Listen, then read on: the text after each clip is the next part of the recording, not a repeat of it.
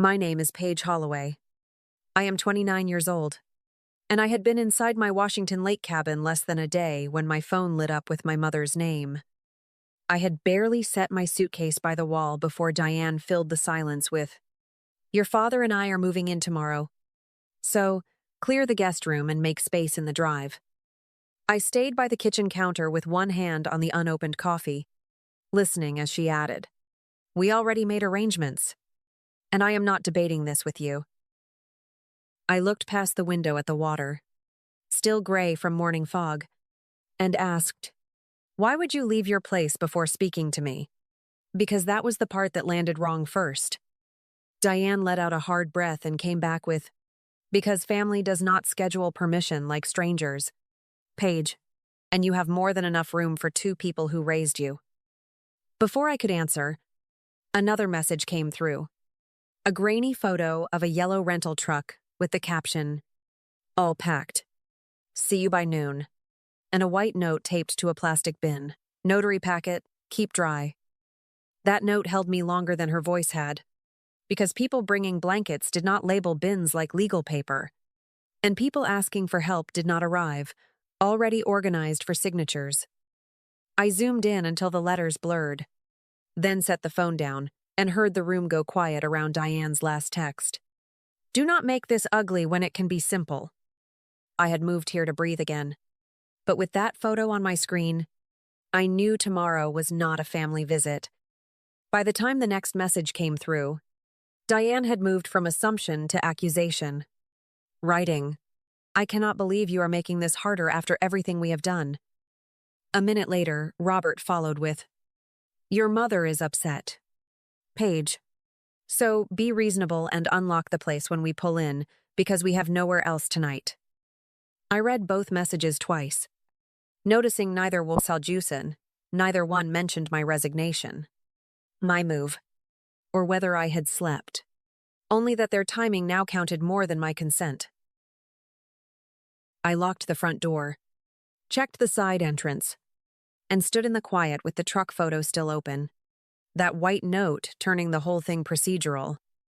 Then Diane came again. "We gave notice. Paige, the lease is done, and decent daughters do not leave their parents standing outside with their lives in boxes." I did not answer, because the evidence on my screen was simpler than her guilt, and simple things were usually the truest place to start. Robert left one more text. "Just let us get settled first and we can talk after." But that line only confirmed they planned to cross before asking. I zoomed in on notary packet keep dry, set my phone beside the keys, and understood I was not bracing for family anymore. I was becoming the person who kept the threshold, and before I opened a single box in my new home, I opened my laptop instead. I opened the file marked Household Transfers and watched 11 years of payments line up across my screen, each one labeled rent, Madison, utilities, emergency, always temporary. The amounts changed, but the language never did. And that sameness landed harder than the totals because every line carried the same promise, just this once. By the time I reached the oldest entries, I could hear Diane again. "You know your father hates asking, Paige, but we are in a tight spot and need help now." There was one transfer I never forgot because it came from the year I stopped sleeping normally. When my work weeks blurred and my phone kept becoming their emergency line, Diane had called crying so hard I could barely separate words from breath. And all I caught clearly was, "Robert needs a procedure. Insurance is dragging, and we cannot cover it." I sent the money before the call even ended, drained what I had, moved the rest from savings, and carried that decision like a daughter trying to outrun guilt. Months later, I flew back for a weekend, walked into their house, and found no recovery papers, no pill bottles, no discharge instructions, nothing that matched panic. What I did find was a boxed designer handbag on Diane's dresser and a folded resort receipt in the bathroom trash, and the number on both matched what I sent. When I cornered her with the paper still in my hand, she gave me a flat look and asked, You have a good job. So why is it a crime if your mother wanted something nice for once? That was the moment the screen in front of me stopped looking like family history and started reading like a pattern with dates, categories, and repeated extraction. I kept scrolling until the total settled in front of me, and even without saying it aloud, I knew I had spent years financing their version of stability. With the truck photo still open beside the spreadsheet and that note about the notary packet waiting on my phone, I stopped calling any of it help. I drafted the email the same way I used to draft appeal summaries, with no apology, no cushioning, and no sentence that invited them to turn procedure into emotion. Attached were a short-term occupancy agreement, a deposit requirement, a clause barring any personal property from entering before signature, and the spreadsheet showing what they had already taken. In the body, I gave them one line: review the documents before arrival, because no one will cross the threshold of this home without signed terms in place. Diane called before the message had even been open a full minute. Then again, until the screen looked like a demand rather than contact. When I finally listened to the voicemail, her voice came through sharp and insulted. You are treating your own parents like tenants, Paige, and I hope you understand how cold that makes you. Robert followed with something softer and somehow worse. Let us get inside first. Then we can sort out paperwork like a family instead of making this feel like business. But the second I heard sort out paperwork after the note on that plastic bin, I knew paperwork was exactly what this had always been underneath the guilt. I printed 3 clean copies, stacked them on the dining table, and lined the pages by the edge until everything sat square. Diane sent one last text. I never raised you to put a price on family. And I read it once, looked at the total in the attachment below, and noticed she still had not denied a single dollar. The note on the plastic bin kept pulling me back to my credit file, so I ran report from closing.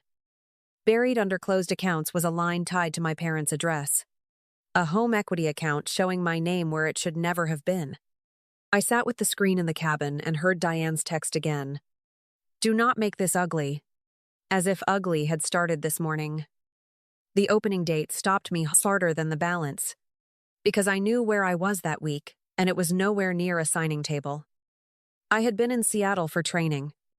Bad hotel coffee. Badge scans logged at the hospital campus. My calendar blocked through evening review. When I opened the document image and saw my signature across the page, my first thought was not fear, but, that is not my hand. I pulled archived emails, my hotel receipt, parking charges, and the training confirmation with timestamps that placed me 200 miles away on signing day. Then I enlarged the notarization block and found the name Marlene Sutton, which landed because Diane had known her for years through favors. The bin note made sense at once, not a moving label or clutter, but a warning attached to paper they did not want questioned. I downloaded every page, built a new folder called Evidence, and saved them beside the truck photo, the transfers, and the voicemail files. Nothing about it felt like panic anymore, because panic belonged to people hoping facts would soften if ignored long enough. What I had instead was sequence, date, signature, witness, address, and the kind of timeline that turns denial into a short conversation. I did not call the police from my kitchen, and I did not waste the hour arguing with Diane about what the document clearly showed. I locked my credit, saved a dispute draft, and placed the HELOC pages on top of the other packets waiting on the dining table. By then, I understood why they were hurrying toward my house with a truck packed, because people asking for shelter do not arrive, carrying paper with someone else's name on it. The truck rolled onto the gravel a little before noon, Robert in the SUV ahead of it, Diane already reaching for her door before the engine fully settled.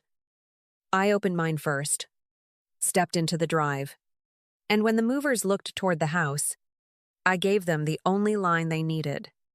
Nothing comes inside. Diane stopped halfway up the walk, stared at me like I had broken some private family law, and came back with, Do not start this in front of strangers. Paige, just open the door and let people do their job. I stayed where the path narrowed near the porch steps and answered. Their job ends at the driveway because no signed agreement means no entry. No boxes. No overnight stay. Robert tried the softer angle immediately. Let us get settled first, and we can talk like adults when your mother is calmer. But the truck behind him and the HELOC pages on my table had already settled that question for me. Diane shifted her purse higher on her shoulder and snapped. You are humiliating us over paperwork. And I let that sit between us for a second before asking, did either of you read what I sent? She laughed without warmth and said, I am not signing a lease to stay with my own daughter. While Robert added, nobody is trying to take anything from you. Paige, we just need a room. I looked from the truck to the house key in my hand and answered, a room is requested before the truck is packed. Not after the lease is gone and your paperwork arrives labeled for notary. Diane's face tightened at that word. Then she pushed forward again with, so this is who you are now. Someone who puts forms above family. And I moved one step higher onto the porch and told her, no. This is who I am when family arrives expecting possession instead of permission. I went inside just far enough to bring the top folder back out, set it on the porch rail, and turned the first page toward them. This is every transfer I sent over 11 years. And before either of you says family does not keep score, understand that families also do not fake emergencies and call it love. Diane folded her arms and threw back. You gave that money because you wanted to. Paige, while Robert stared at the paper and offered, we never asked you to count every act of kindness like a debt. I slid the next page forward and kept my eyes on Diane. Then explained the medical crisis that turned into a resort receipt and a boxed handbag, because that money did not go where you claimed. Her mouth tightened before the answer came hard and fast. You had more than we did. And I was tired of living like everything nice belonged to somebody else. And Robert cut in with, dragging up old mistakes does not justify this scene in your driveway. Then I opened the HELOC packet and watched the color leave her face before she could hide it. This account carries my name, your address, a signing date when I was in Seattle, and a notarization by Marlene Sutton. So, no, this is not a misunderstanding. Robert finally looked at me and asked, what are you saying? And I gave him the version small enough to fit inside the silence. I am saying my name was used on financial paperwork I never signed. And both of you arrived here carrying documents before you carried a single apology. Diane took one step back and came up angry instead of careful. You are not threatening your own parents over a form. And I let the pages rest in my hand while answering. I am giving you the last calm version. I told them if they wanted any discussion from here, it would begin with no boxes entering my house, no contact made in my name, and no denial of what was in that packet. Robert's voice dropped to almost nothing when he asked, what happens if we do not agree? And that was the only easy question anyone had asked all day. I told him I would dispute the account, file the notarization complaint, turn everything over through the proper channels, and keep every future conversation in writing. Diane looked past me at the front door like she could still will it open. But when neither of them moved toward the porch again, I knew the truck behind them had finally stopped being leverage. They left without unloading a single box. And by evening, Diane had filled my voicemail with outrage, while Robert sent one email that simply asked, what documents do you need? I did not call either of them back, because the truck leaving empty had already answered the only question that mattered. The next morning, I locked my credit, saved the dispute packet, and sent the notarization complaint forward with Marlene Sutton's name exactly where it belonged.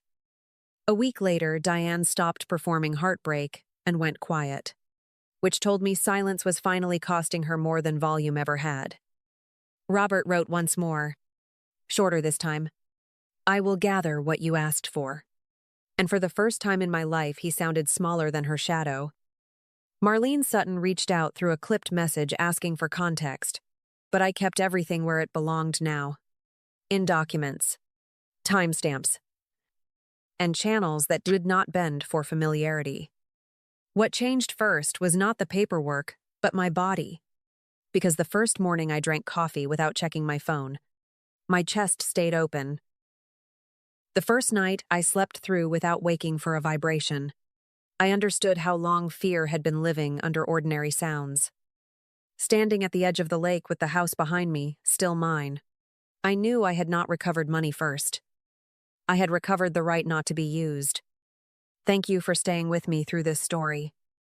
If any part of it felt familiar, I hope it reminds you that peace can still be built.